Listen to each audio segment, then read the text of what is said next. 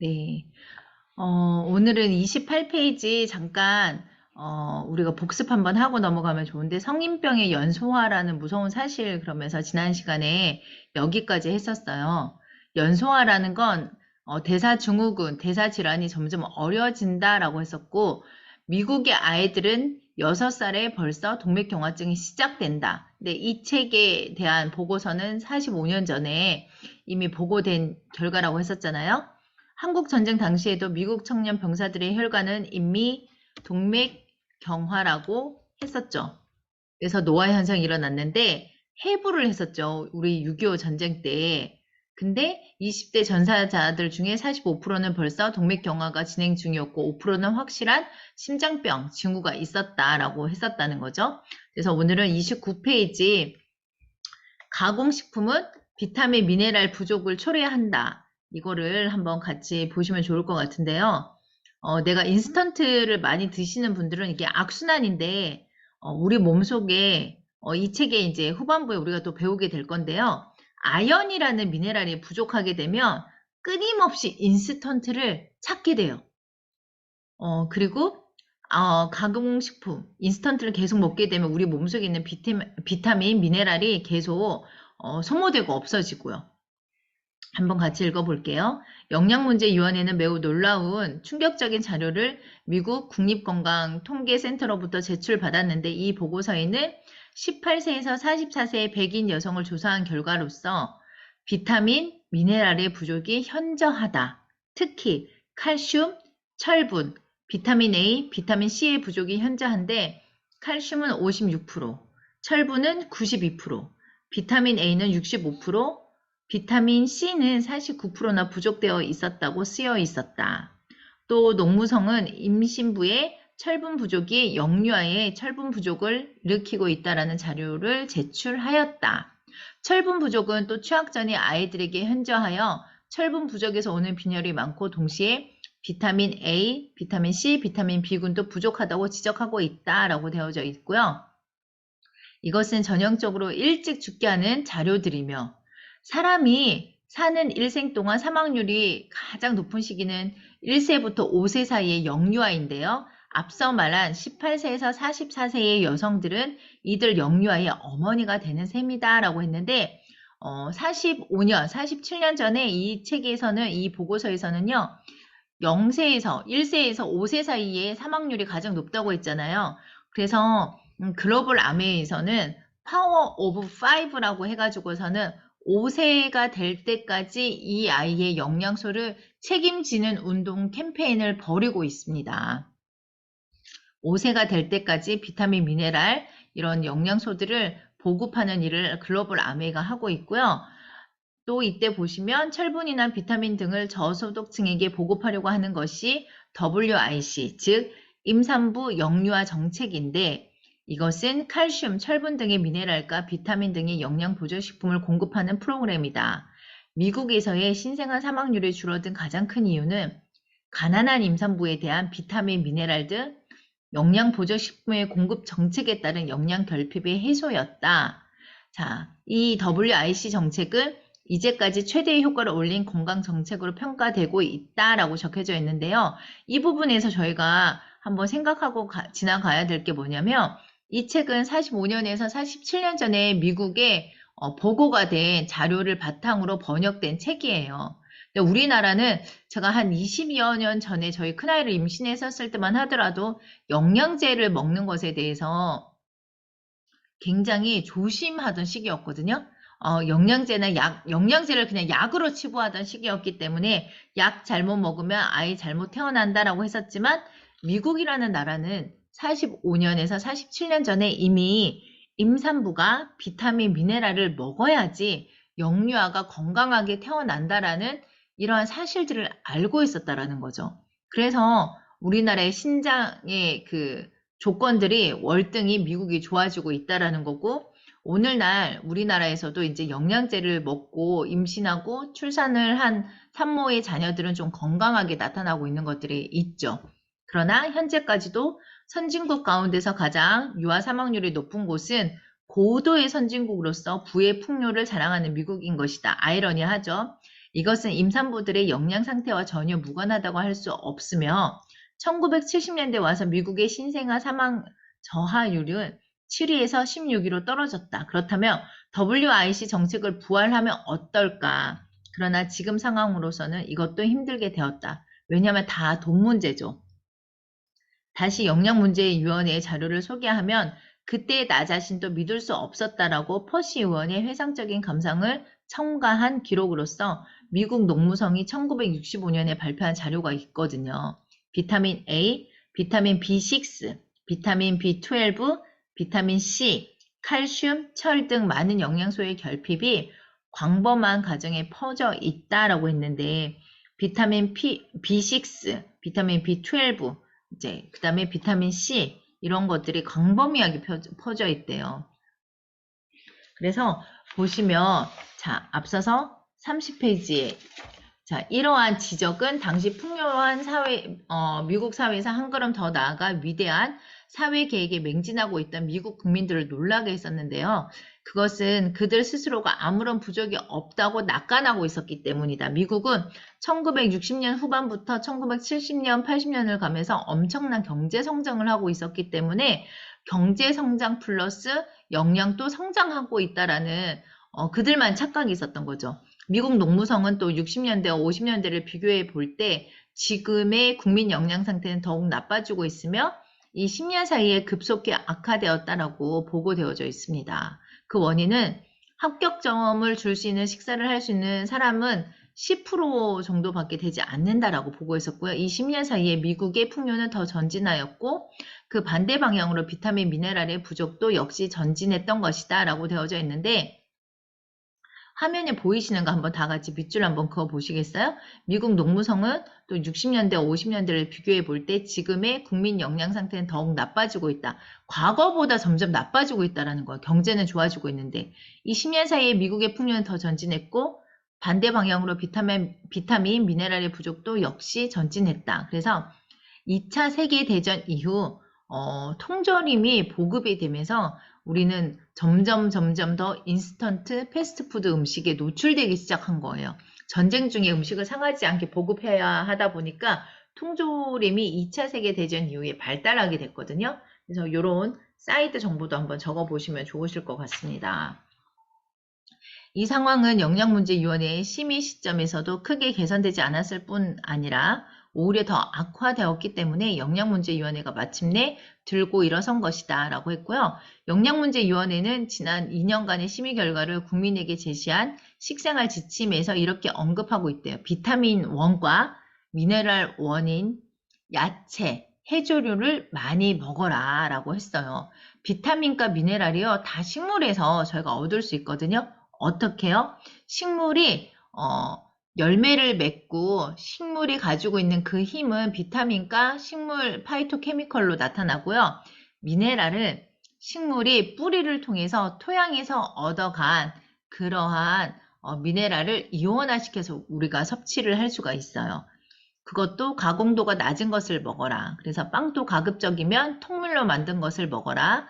그리고 또 설탕의 섭취량을 감소시켜라. 설탕은 탄수화물이지만 화학약품과 같은 것으로 조당에 들어있던 칼슘, 철, 아연, 셀레늄 등의 미네랄과 비타민 B군 등의 미량 영양소가 거의 소실된 영양학적으로 보면 빈약하고 보잘것없는 작품이죠.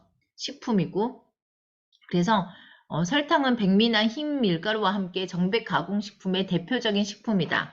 설탕에서 섭취되는 탄수화물의 양을 줄이게 되면 그만큼 곡류나 감자 등과 같은 탄수화물이면서 비타민이나 미네랄 등 이러한 풍부한 음식을 먹게 될 것이므로 미국인의 식생활 지침은 이를 강조했던 것이다 라고 했는데 설탕은 탄수화물만 있고 영양학적으로 빈약한 화학이 만들어낸 어떻게 보면 최고의 누군가는 그렇게 표현하더라고요. 설탕을 공식화된 최고의 마약이다 라고 표현을 하더라고요. 지속적으로 저희는 단 걸 당겨 하니까요. 그래서 쌀이나 밀은 정제하면 비타민이나 미네랄이 현저히 줄어들죠. 그래서 시판되고 있는 소맥분을 정제하면 이는 3분의 1이고 칼슘은 2분의 1로 감소되고요. 또 최근에 중요성을 알게 된 아연도 3분의 1로 줄어든다. 오늘날 우린 영양제에 아연이라고 들어가면 다 면역이라고 표기할 수가 있는데요. 여기 보시면 4, 50년 전에 아연이라는 미네랄이 굉장히 중요하다는 게 4, 50년 전에 밝혀진 거예요. 그래서 도표를 한번 보시면요. 정백 가공에 의한 자연식품의 영양 손실률이라고 되어져 있는데 식품 중에서는 백미, 소맥분, 백설탕 다 흰색 3대 악인 제품 음식들이죠. 얘네들에 보시면 회분 54, 75, 80, 칼슘 80, 60, 98, 철 64, 76, 96 이렇게 되어져 있는데 셀레늄, 구리, 비타민 B6, 비타민 E 이런 것들이 점점 이렇게 백설탕 같은 경우는 비타민 E가 100%가 소실되었다라는 거예요. 대박이죠. 이거는 소실률을 말하는 거예요. 이만큼 포함됐다라는 게 아니고요. 백미는 비타민 B6도 100% 없어졌다라는 거예요. 그래서 이렇게 보시면 어마어마한 영양가가 하나도 없는 흰색 가루들을 공식화된 흰색 마약과 같은 음식이다라고 해서 흰 설탕, 흰 밀가루, 이렇게 흰 밥 저희가 표현을 하고 있죠. 여기 두 번째 단락에 보시면요. 사실 비타민 미네랄은 식품의 가공 때문에 부족하게 되는 것이 아니라 원초적으로 자연에서 채취될 당시에 이미 부족한 상태에 있다는 것을 중시할 필요가 있다라고 했는데 저는 이걸 별표로 쳤거든요. 요것도 별표 한번 치시면 좋고요. 셋째 줄 보시면 쌀과 밀이 점점 희어지고 통조림이나 인스턴트 식품이 유행하고 범람하는 것은 오늘날 선진국에서 볼 수 있는 현상의 하나이다 라고 했죠. 그러다 보니까 이러한 선진국에서 이러한 음식을 많이 먹고 코비드19가 발생했었을 때에도 코비드19로 사망률이 가장 높았던 곳이 선진국이고 비만율이 높았고 체지방률이 높았고 고지혈증이 높았던 나라에서 코비드19에 약했다라는 걸 저희가 방송에서 많이 봤었죠. 그리고 세 번째 단락 보시면 대기 오염 물질인 아황산가스, 이산화질소 등의 대기층의 수분과 반응하여 아항산이나 아질산 등 강산이 되어 빗물에 녹아 토양에 스며든다. 그래서 소위 산성비라고 불리는 그런 것들이 서울 지역에서 측정된 것이고 pH 5.5 정도라니 이 정도면 죄송해요. 이 정도면 콘크리트는 물론 토양의 표층에 들어있는 유용한 미네랄은 용이되어 강으로 씻겨 나가게 된다라고 되어져 있는데 이게 옆에 제가 적었죠. 빗물이 닿으면 빗물은 산성이잖아요. 산성비잖아요. 우리가 못 하나를 그냥 이제 마당이나 이렇게 밖에 놔두고 비를 맞추면 어떻게 돼요? 못이 녹슬죠. 그거를 표현한 거예요. 못은 철분으로 되어져 있잖아요. 철이 비를 맞으면 녹슬듯이 우리 땅 속에는 철도 있고 구리도 있고 아연도 있고 망간도 있고 왜 금속 성분의 미네랄들 있죠. 얘네들이 비가 땅에 닿으면 철이 녹슨 것처럼 못이 녹슨 것처럼 나사가 녹슨 것처럼 땅 속에 있는 금속 미네랄 구리, 아연, 철, 망간 얘네들이 다 녹슬어 버린다라는 거예요. 녹슬어서 용이 되어서 물로 흘러 들어가 버린다라는 거죠. 그러니까 우리 땅에는 미네랄이 없는 땅이 될 수밖에 없다라는 거예요. 그래서 미네랄은 용이 되어 강으로 쉽게 나가게 되고 이렇게 되면 밭이나 논에서 재배되는 농작물은 충분한 미네랄의 성분을 먹을 수가 없죠. 그래서 땅이 노화 현상이 일어나죠. 그래서 그 원인은 말할 것도 없이 28, 29. 네, 맞죠? 네, 동물성 식품에 과잉 섭취하였고 한국 전쟁에서 28. 아니죠. 죄송해요. 까지. 제가 32페이지, 33페이지죠. 네, 제가 뒤로 네. 넘겼네요. 네. 그래서 빗물에 의해서 이렇게 땅속에 있는 미네랄이 사라지고 나면 칼슘, 철, 아연, 크롬, 셀레늄 등 건강에 지단 영향력을 미치는 미네랄들은 원소이므로 식물체 내에 합성이 불가능하게 되죠. 식물의 뿌리가 먹을 게 없다라는 거예요. 그래서 토양에서 부족하게 되면 자연히 우리가 먹는 식품에서도 부족하게 되는 것이다 라고 했는데 옆에 제가 적어놨는데 혹시 확대해 드릴까요? 휴대폰도 보실 수 있으니까. 네. 식물의 뿌리로 흡수가 되죠. 미네랄이. 그래서 사람에게 섭취가 되는데, 땅 속에 있는 미네랄이 다 산성비에 의해서 녹아서 물로 흘러 들어가 버렸기 때문에 우리가 먹을 게 없다라는 거죠. 네. 그래서 미국인의 영양 상태가 악화되었다라는 미 농무성의 지적을 한번 같이 보면요. 영양문제위원회에서 우리가 뭐 오늘같이 금요일이면 불금이라서 이제 다들 술 한 잔씩 하시잖아요. 감자칩이 흥미있는 예로서 화제거리가 되었다. 감자는 옛날부터 독일 사람의 최대 비타민 C1이었대요. 그래서 여러분 혹시 여름철에 피부가 탔을 때 오이를 잘라서 탄 피부에 올리는 것보다 감자를 갈아서 피부에 올리면 더 빨리 미백이 되는 거 알고 계셨어요? 저는 어릴 때 바닷가를 갔다 오거나 수영장을 갔다 오면 저희 친정 어머니께서 감자를 갈아가지고 얼굴에다 이렇게 늘 붙여주셨거든요. 그러면 탄 피부에 감자가 닿으면요, 어떤 현상이 일어나냐면 되게 따가워요. 감자에 비타민C가 되게 많다라는 거 그때 알았거든요. 근데 이 책에도 이렇게 나와져 있더라고요. 그래서 독일 사람들은 비타민C를 주로 감자에서 얻었고요. 현재 선진국 각국의 감자 소비량은 점차 감소하고 있죠. 그러나 이보다 더 큰 문제가 되는 것은 감자가 아닌 감자의 출현으로 이것은 감자 소비량이라는 단순한 농업 통계에 나타난 수치와는 전혀 다른 의미의 현상이죠. 영양문제위원회에서 이 감자칩을 감자가 아닌 감자라고 칭하고 있습니다. 그 까닭은 감자는 전분질 식품이지만 전분질은 저희가 뭐라고 했어요? 전분질은 통밀과 같이 식이섬유가 포함된 식품을 전분질 식품이라고 하는데 감자칩은요, 감자 껍질을 쫙 깎아가지고서는 그대로 기름에 튀기잖아요. 그러니까 지방질 식품이라는 거죠. 구운 감자는 1%의 지방밖에 없지만 감자칩에는 40%가 있습니다. 그래서 가공 과정에서 비타민C는 수용성이기 때문에 물속에 들어가거나 기름에 튀겨지며 사라지고 말죠. 그래서 우리가 프렌치 후라이나 감자칩을 많이 먹게 되면 그냥 감자를 튀긴 그 기름과 함께 비타민C가 사라진 탄수화물 덩어리만 먹는다, 기름 덩어리만 먹는다라고 이렇게 알아두시면 좋고요. 식물성 기름으로 칩을 만들면 그 대신 비타민 E가 섭취될 것이라고 우리가 착각하고 있죠. 현대의 진부한 식물류 제조 과정에서 비타민 E는 완전히 사라지고 그 대신 합성 황산화제인 BHA, BHT 등이 첨가되고 있는데 감자칩을 비롯한 일체의 튀김류 식품이 문제시되고 있는 것은 다음과 같은 이유 때문입니다. 바로 여기서 한번 밑줄 그으시면 좋으신데요. 공업적으로 정제된 식용유는 그것이 순수한 식물성 기름을 소재로 하였다 하더라도 이미 비타민 E, 레시틴, 셀레늄과 같은 좋은 영양 성분은 거의 제거되어져 있습니다.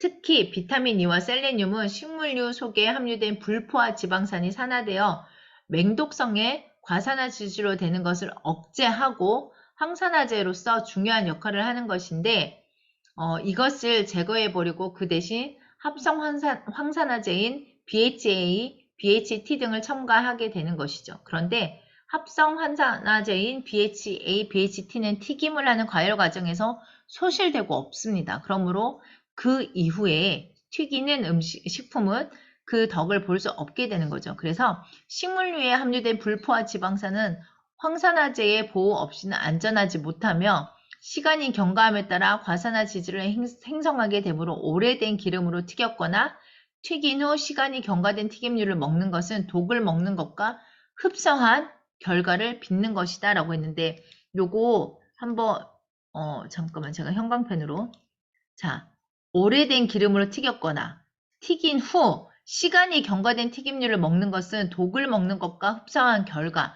왜 우리가 잘 되는 분식집은 그 자리에서 왜 튀겨주는 집도 있는데 튀김류를 왜 잔뜩 쌓아가지고서는 먹기 직전에 한번 재탕으로 튀겨주시는 곳 있죠. 재탕으로 튀겨주시는 걸 먹으면 안 된다라는 거예요. 네, 과산화 지질은 단백질과 결합하여 리포푸스친이라는 물질로 변하는데 이 물질은 노화 물질로 노인 반점의 성분이다 라고 되어져 있죠. 과산화 지질, 우리 많이 들어보고 있죠, 요즘. 단백질과 결합하며 리포푸스친이라는 물질로 변해서 노화 물질로 노인 반점의 성분이다. 검버섯이라고 흔히 말하죠. 네, 그래서 과산화 지질은 독성 또는 엄청나게 나서 체중 1kg당 17 마이크로 그램이며 반수치량이 되는데요. 수치사량은 실험 동물의 절반 이상을 죽일 수 있을 정도의 독성을 가지고 있는 동물의 양을 말하는데 이것은 체중 1kg 단위로 표시된다. 그래서 체중이 60kg인 사람의 경우 불과 1.02mg으로 죽을 가능성이 50% 이상이 된다는 말이죠.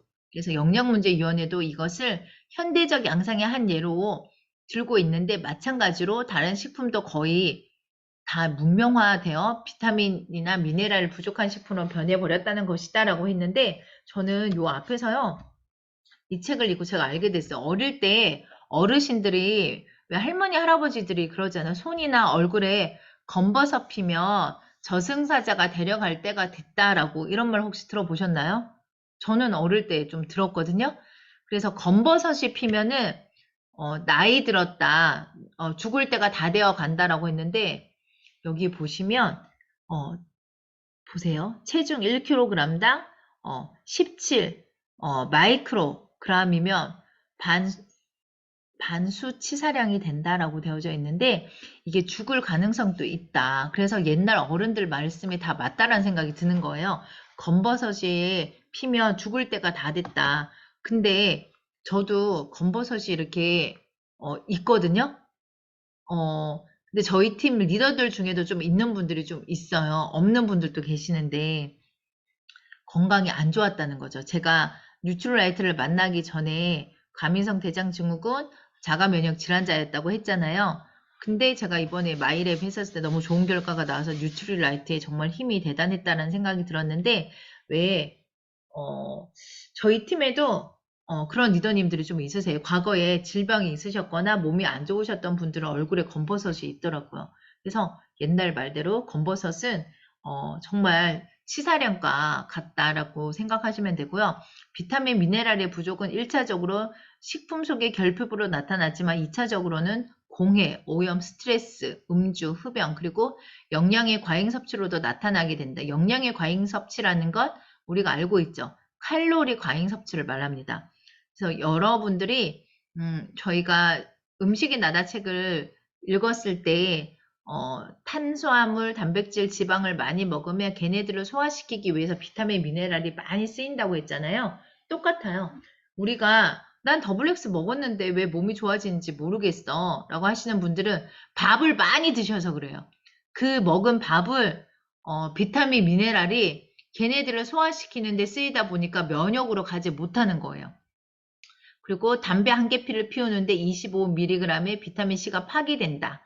그리고 청량 음료를 마시면 그만큼 비타민 B1의 부족을 초래한다라고 되어져 있죠. 그래서 이런 것들 다 밑줄 한번 그어 보시면 좋을 것 같습니다. 네, 이렇게 좀 크게 보이도록 할게요. 그래서 현대적인 정제식물류로 감자를 감자가 아닌 감자, 즉 감자칩으로 만드는 것은 결국 심장병과 암 등을 불어나게 하고요. 동물성 지방을 많이 섭취하면 심장병이 된다. 이것도 밑줄 한번 그어볼까요? 네.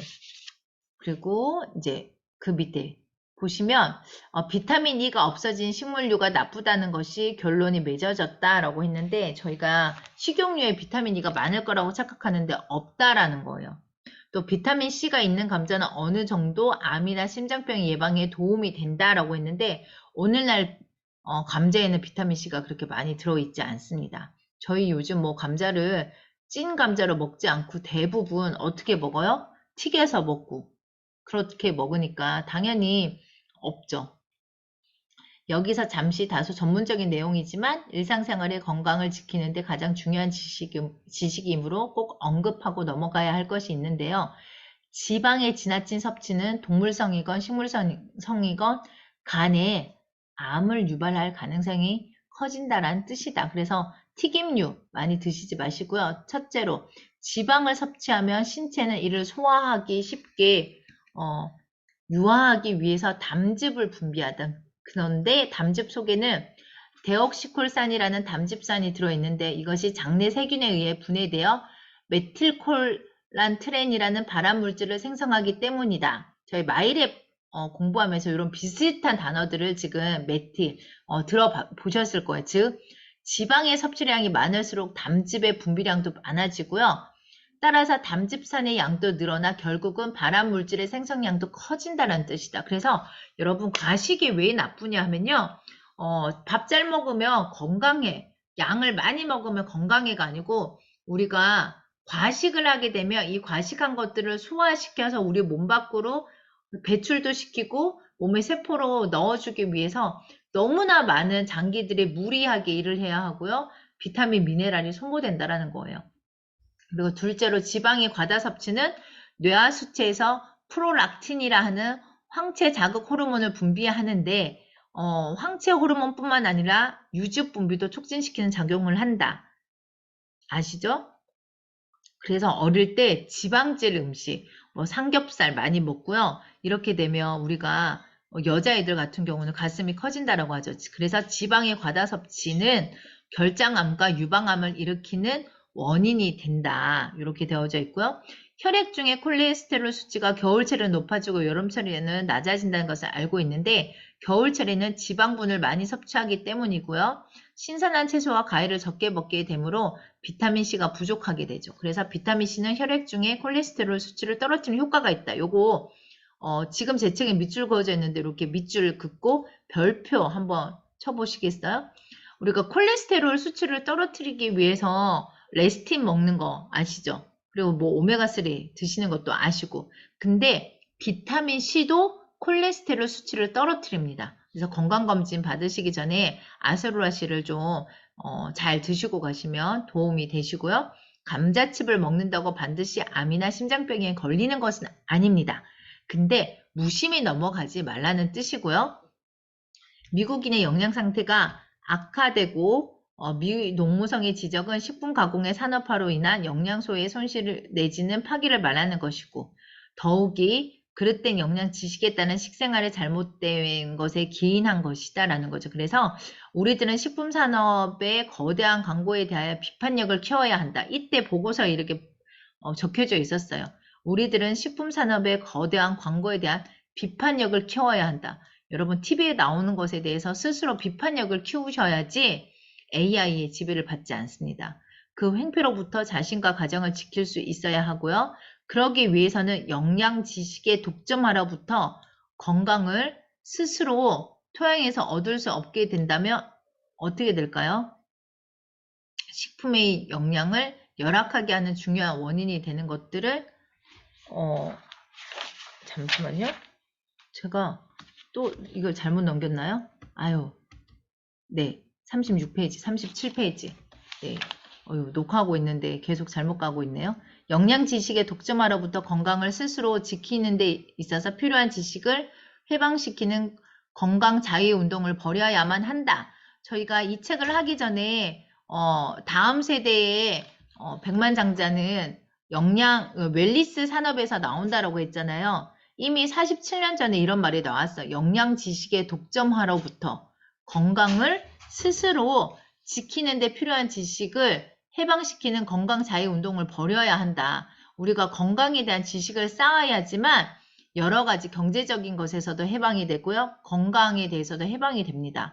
이게 47년 전에 보고서에 쓰여져 있다는 것에 대해서 저희가 통찰력을 좀 가질 필요가 있다는 거죠. 일본은 1981년 영양문제위원회 보고서에 어떻게 나와져 있냐면요. 일본 후생성이 적극성을 띄어 1983년부터 88년에 6개년 계획으로 각 가정의 식생활 개선을 지도하기 위한 지도자 양성 계획을 수립, 매년 8만 명씩 도합, 48만 명의 건강 레이더를 양성하고 있다라고 했었는데 이 80년대에 일본은 영양 문제를 적극적으로 국민들에게 개입을 했었다라는 거죠. 그래서 보시면 오늘 저희가 37페이지 까지 하면서 좀 눈여겨봐야 할 것들은 우리가 인스턴트를 많이 먹으면 비타민, 미네랄 소모량이 좀 많다. 그리고 비타민C가 콜레스테롤 수치도 떨어뜨린다. 그리고 원래 독일에서는 비타민C의 주 원료가 감자였는데 오늘날은 감자가 아닌 감자로 표현이 되고 있죠. 그리고 영양 지식의 독점하로부터 스스로 모든 정보를 지킬 수 있어야 된다. 그래서 리더님들 저희가 다음 시간에는 37페이지부터 이렇게 시작하도록 하겠습니다.